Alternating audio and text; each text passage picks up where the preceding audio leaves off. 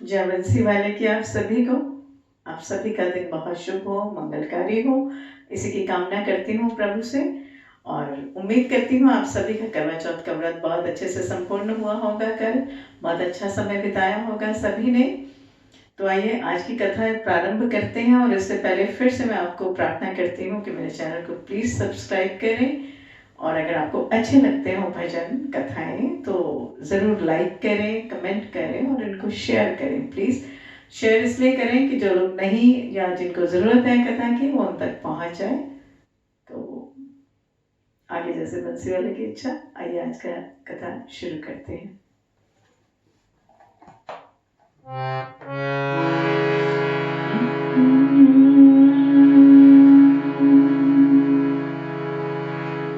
कृष्णाय वासुदेवाय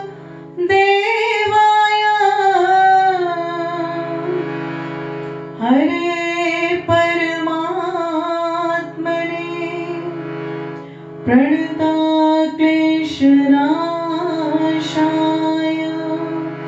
गोविन्दाय नमो नमः। वसुदेवसुतं देवं कंपासचाणूरमर्दनं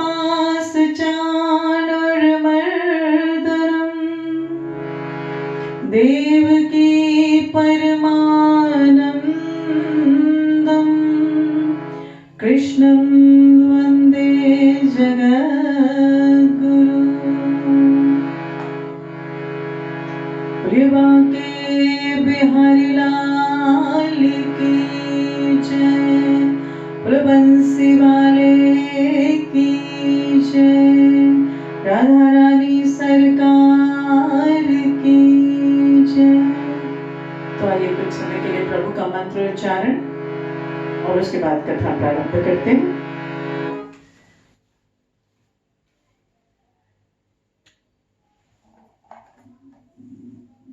ये मंत्र आप जरूर साथ में गाया करें, जैसे कि मैंने पहले भी कहा था कि आपके मन में बस जाएगा, आपकी जुबान पे चढ़ जाएगा, तो आप सारा दिन गाते रहेंगे।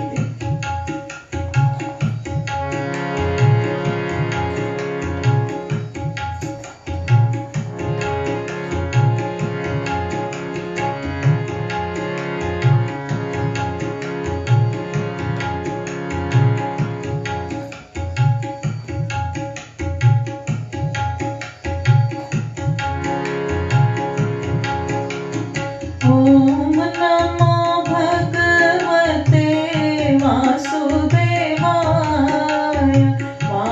वासुदेवाय हरि वासुदेवाय। ओम नमो भगवते वासुदेवाय, वासुदेवाय हरि वासुदेवाय।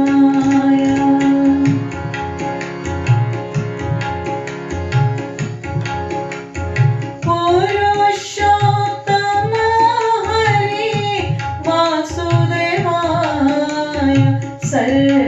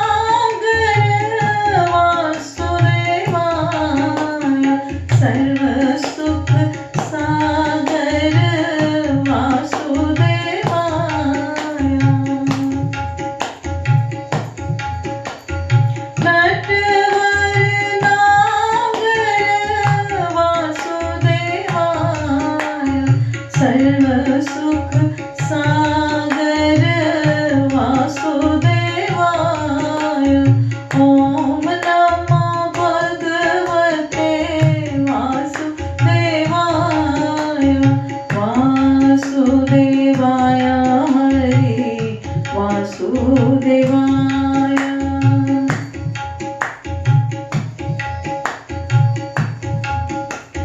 मंगलकारी हरि वासुदेवाय, पावनकारी हरि वासुदेवाय।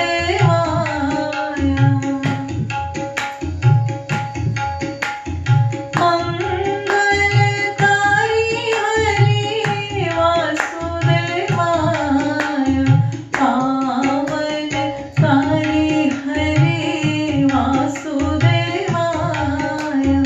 ओम नमो भगवते वासुदेवाय, वासुदेवाय हरि वासुदेवाय।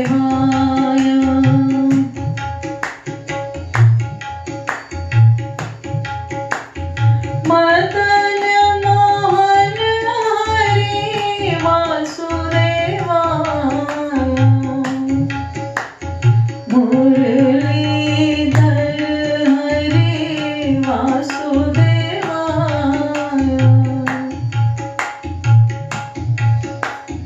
मदन मोहन हरि वासुदेवाय, मनमोहन हरि वासुदेवाय। ओम नमो भगवते वासुदेवाय, वासुदेवाय हरि वासुदेवाय। ओम नमो भगवते वासुदेवाय, वासुदेवाय हरि वासुदेवाय।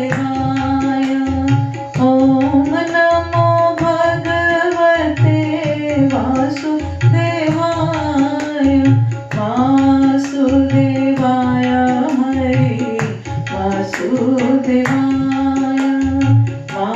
वासुदेवाय हरि वासुदेवाय, वासुदेवाय हरि वासुदेवाय, वासुदेवाय हरि वासुदेवाय।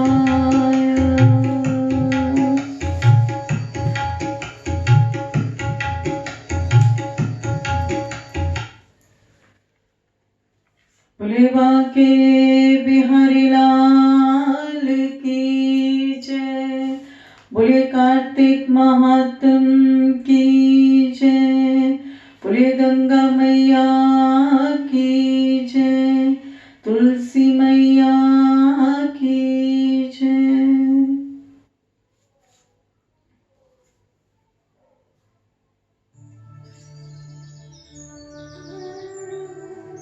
तो कल की कथा में हमने श्रवण करा कि कैसे शंखचूड़ नामक दैत्य ने सभी वेदों और ग्रंथों को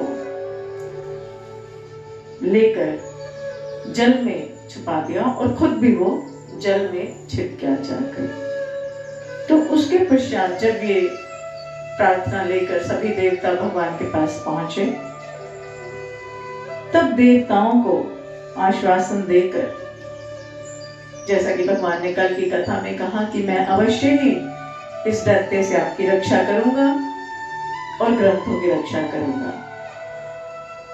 तो आज की कथा में देवताओं को आश्वासन देकर भगवान ने मत्स्य रूप का धारण किया और विंध्याचल पर्वत की श्रेणियों में रहने वाले महर्षि कश्यप, जो सूर्य को अर्घ दे रहे थे, उन्हीं की अंजलि में आकर जा गिरे। तो जब मुनि ने अंजलि में मत्स्य को देखा तो उन्हें उस पर दया आ गई और उन्होंने तुरंत अपने कमंडल में डाल लिया। मगर उन्होंने देखा कि मत्स्य के लिए यह पात्र छोटा पड़ रहा है, तो उन्होंने उसे घड़े में डाल दिया। फिर जब उन्होंने देखा कि घड़ा भी छोटा पड़ रहा है, तो उन्होंने उसे कुएं में डाल दिया। लेकिन उस मत्स्य यानी मछली का आकार आश्चर्यजनक रूप से बढ़ जाता था। फिर उन्होंने कुएं से निकालकर सरोवर में डाला किंतु वह सरोवर भी छोटा पड़ गया। अंत में उन्होंने उसे समुद्र में डाल दिया। तब भगवान विष्णु स्वरूप उस मछली ने जल में छिपे बैठे शंखासुर का वध कर और उसका शव हाथों में लेकर जल से बाहर निकले और इससे प्रसन्न होकर सभी देवता उनकी स्तुति करने लगे। भगवान ने सभी देवताओं को लिया और बद्रीनाथ धाम आ गए और वहां उपस्थित ऋषि मुनियों से आग्रह किया कि वे जल में बिखरे ज्ञान की खोज करें। भगवान विष्णु ने कहा कि वे अब देवताओं सहित प्रयाग में निवास करेंगे और भगवान के कहने पर सभी ऋषि मुनि समुद्र की गहराइयों में जाकर ज्ञान की खोज करने लगे। जिस ऋषि ने जिस जिस ज्ञान की खोज की वह उसी का हो गया। ज्ञान की खोज करने के बाद जब ऋषि प्रयाग लौट आए तो प्रयाग आकर सभी ऋषियों ने अपने अपने द्वारा खोजा गया ज्ञान प्रभु के समक्ष रख दिया। वेदों एवं उनसे संबंधित ग्रंथों को पाकर ब्रह्मा जी एवं अन्य देवता अत्यंत प्रसन्न हुए। इस अवसर पर प्रयाग में एक अश्वमेध यज्ञ शुरू हुआ। यज्ञ की समाप्ति पर सभी देवताओं ने भगवान से प्रार्थना की कि हे प्रभु, इस क्षेत्र को ब्रह्म क्षेत्र का नाम दिया जाए तथा यह क्षेत्र सभी प्रकार के पापों का नाश करने वाला हो। यहाँ होने वाला पाठ पूजन कभी ना मिटे। तो देवताओं की यह विनती सुनकर भगवान श्री विष्णु बहुत प्रसन्न हुए और उन्होंने कहा कि यहाँ भागीरथी गंगा और सूर्यपुत्री यमुना का संगम है, इसीलिए यह स्थान तीर्थों का राजा होगा। माघ मास में जो तीर्थ या राज प्रयाग में स्नान, पूजन अथवा दान पुण्य करेंगे उन्हें हर प्रकार की मुक्ति प्राप्त होगी। हे देवगणों, यद्यपि मैं सभी स्थानों पर हूं किंतु मुझे बद्री का आश्रम अति प्रिय है। बद्री धाम में केवल एक दिन का तप अन्यंत्र किए गए यानी किसी और जगह पर किए गए तप के 10 वर्षों के तप के समान है। मतलब अगर प्रयागराज में एक दिन का तप और किसी और स्थान पर 10 साल का तप बराबर है।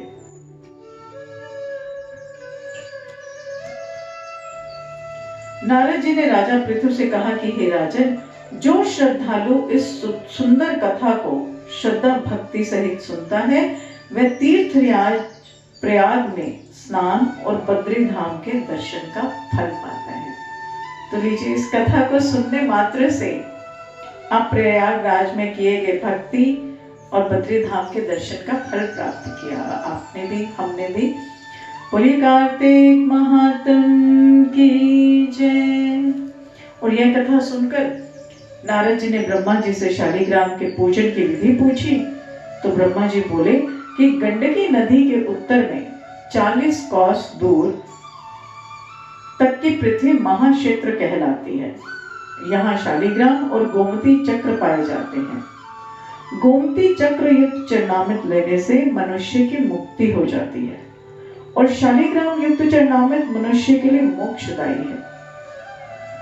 विश्वास एवं श्रद्धा से लिया गया चरणामृत रोग नाशक और आयु वर्धक माना जाता है। तो नारद जी बोले कि हे परम पिता, गोमती चक्र का महत्व बताएं। और ब्रह्मा जी बोले कि जिस गोमती चक्र में एक चक्र हो वह सुदर्शन, जिसमें 2 चक्र हो वह नारायण, 3 चक्र वाला अच्युत, 4 चक्र वाला जनार्दन, 5 चक्र वाला वासुदेव, 6 चक्र वाला प्रद्युमन, 7 चक्र वाला संकर्षण, 8 चक्र वाला नलकूबर, 9 चक्र वाला नवव्यू और 10 चक्र वाला दशावतार कहलाता है। हे पुत्र, जो मनुष्य भगवान शालिग्राम का पूजन करता है वह अवश्य ही जीवन मुक्त हो जाता है। पूजन का आधार है श्रद्धा। पूरी श्रद्धा से भगवान का कीर्तन करना चाहिए। अतः जो मनुष्य पूरी श्रद्धा से कीर्तन में गायन करता है, वीणा, बांसुरी, मृदंग आदि बजाता है, वह भगवान को अति प्रिय होता है। और और इसके साथ ही षोडशोपचार पूजन और निश्चित मंत्रों द्वारा उच्चारण करते हुए भगवान की पूजा करनी चाहिए। हे नारद, पूजन भले ही मंत्र अथवा क्रिया विहीन हो, मगर श्रद्धा से रहित नहीं होना चाहिए, क्योंकि श्रद्धा से किया गया पूजन ही पूर्ण फलदायी होता है। बोलिए कार्तिक महात्म की जय, बोलिए वासुदेव भगवान की जय। तो जैसा कि देखिए ब्रह्मा जी ने बताया कि श्रद्धा से पूजन करना आवश्यक है, ना कि आप क्रियाएं और नियमों में उलझे रहें। क्योंकि कुछ लोग क्या होते हैं, बड़े पर्टिकुलर होते हैं कि पूजा इस विधि से करनी है, ऐसे करना है, इस समय पर करनी है। तो उस समय पर क्या होता है कि वो इन्हीं सब चीजों में खोए रहते हैं और भगवान को जो ध्यान और श्रद्धा जो उस समय भगवान के लिए लगनी चाहिए वो नहीं लग पाती। क्योंकि हम देखते रहते हैं ये चीज़ ठीक है, यहाँ सफाई है, यहाँ ठीक है, हम यहाँ बैठे हैं, ऐसे बैठना है, ऐसे नहीं बैठना। तो ये सब चीज़ें कोई मायने नहीं रखती। अगर आप श्रद्धा से, प्रेम से भगवान का पूजन करते हैं, बैठते हैं, तो वो काफ़ी है। मंत्रोच्चारण नहीं कर सकते, मत कीजिए। आप सिंपल बैठ जाइए, 10 मिनट भगवान के सामने बैठिए, श्रद्धा से बैठिए, भगवान से बात कीजिए, वो जवाब देगा। लेकिन वो खुद नहीं, किसी ना किसी तरह से आप तक वो जवाब जरूर पहुंचा देगा और ये जरूर मिलता है।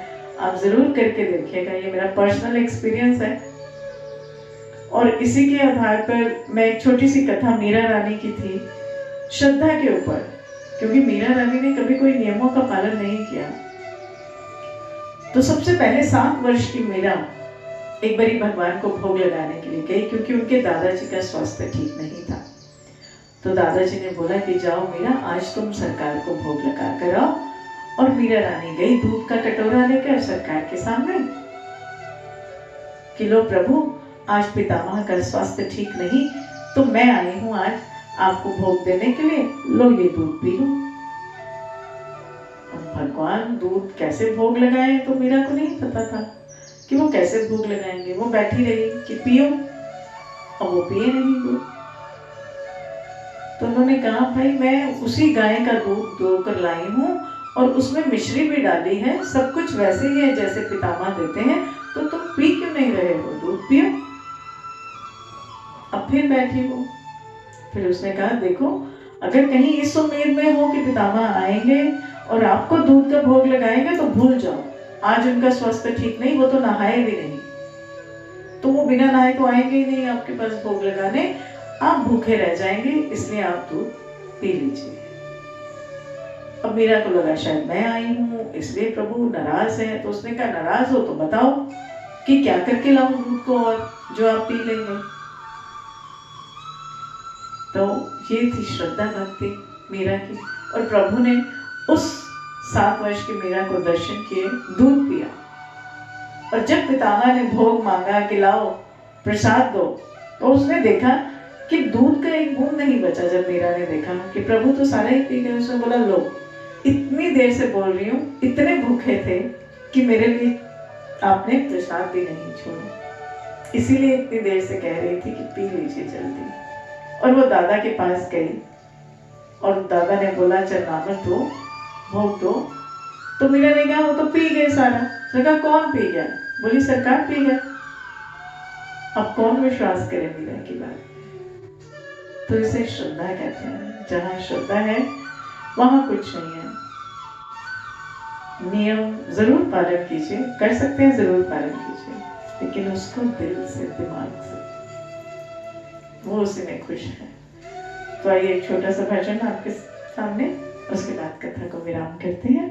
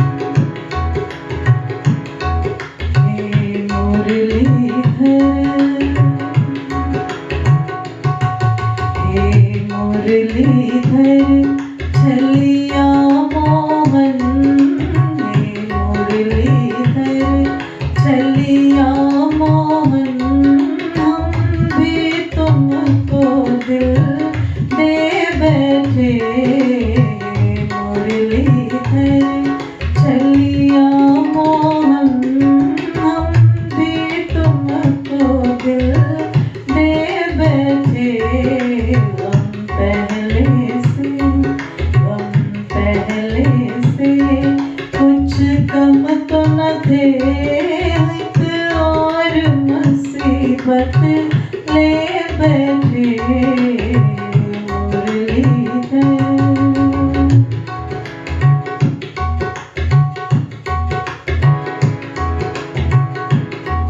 दिल कहता है तुम सुंदर हो,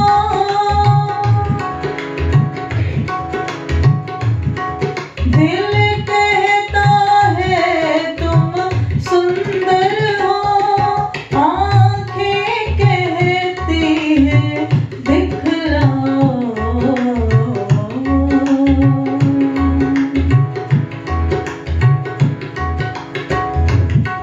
तुम मिलते नहीं हो आकर के, तुम मिलते नहीं हो आकर के, हम कैसे कहें देखो ये बैठे। तुम मिलते नहीं हो आकर के, हम कैसे कहें देखो ये बैठे मुरलीधर। चलिया प्रीतम हम भी तुमको दिल दे बैठे मुरलीधर।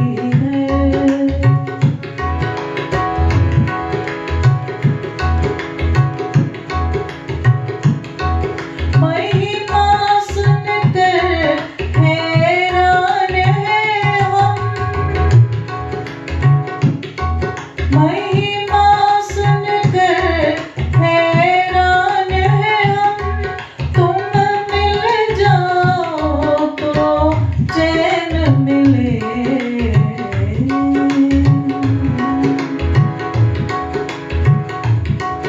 मन खोज के भी तुम्हें पाता नहीं। तुम हो किसी मन में बैठे, मन खोज के भी।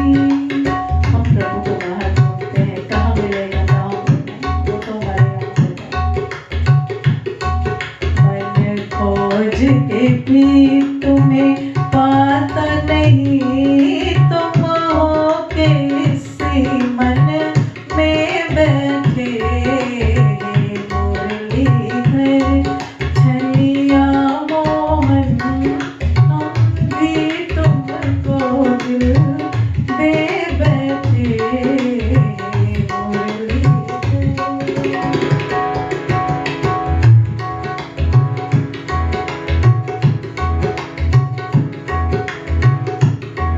राजेश्वर राजा राम तुम्हीं, प्रभु योगेश्वर घनश्याम तुम्हीं।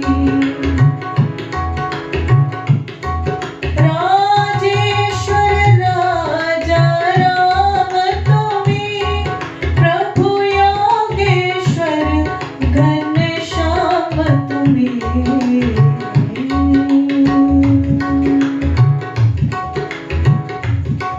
धुनधारी बने कभी मुरली बजा, धुनधारी बने कभी मुरली बजा।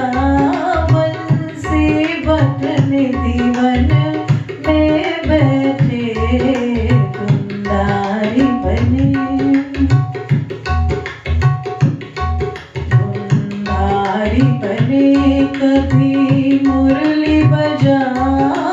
यमुना तट निधिवन में बैठे मुरलीधर। छलिया मोहन हम भी तुमको दिल दे बैठे मुरलीधर। छलिया मोहन हम भी तुमको दिल दे बैठे। हम पहले से कुछ कम तो न थे, एक और मुसीबत ले बैठे मुरलीधर। हे मुरलीधर, हे मुरलीधर। प्रिय बंसी वाले